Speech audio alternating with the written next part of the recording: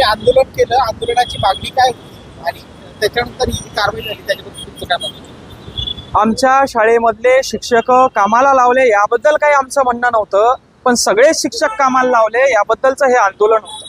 बरं, असंही नाही की तहसीलदारांना सांगितलं नाही, असंही नाही तहसीलदारांना सांगितलं नाही, असंही नाही शिक्षण अधिकाऱ्यांना सांगितलं नाही, पण तुम्ही सगळेच जर का बहिरे होऊन बसला असाल तर आवाज आमचा कुठतरी आम्हाला वाढवावा लागेल. आणि तुम्हाला एकच सांगायचं आहे, सगळेजण अन्याय सहन करणार नाही, कुणाला तरी समोर यावं लागेल, कुणाला तरी आवाज उचलावा लागेल, या सिस्टमच्या विरोधात आवाज उचलावा लागेल. आज जन्माच्या प्रमाणपत्रापासून तर मृत्यूच्या प्रमाणपत्रापर्यंत भ्रष्टाचार बोकाळलाय.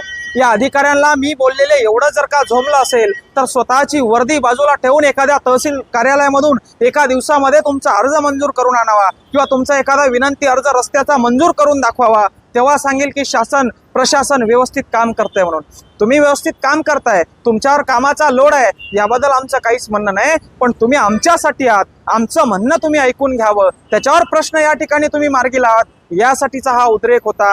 आणि तुम्हाला जर का असं वाटत असेल की मंगेश साबळेवर गुन्हे दाखल केले, मंगेश साबळेला तुरुंगात टाकलं आणि आता मंगेश साबळे शांत बसेल, गोळ्या जरी झाडल्या तरी हा साबळे शांत बसणार नाही. शेतकऱ्यांसाठी, गोरगरीब कष्टकरी बांधवांसाठी या ठिकाणी उठलेला हा आवाज आहे.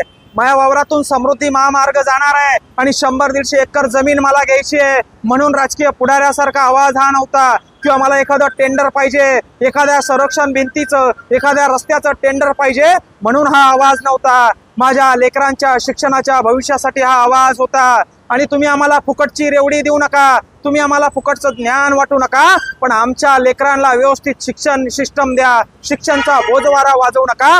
त्यासाठी उठलेला हा आवाज होता, त्यासाठी उठलेला हा उद्रेक होता, एवढंच या ठिकाणी सांगेल.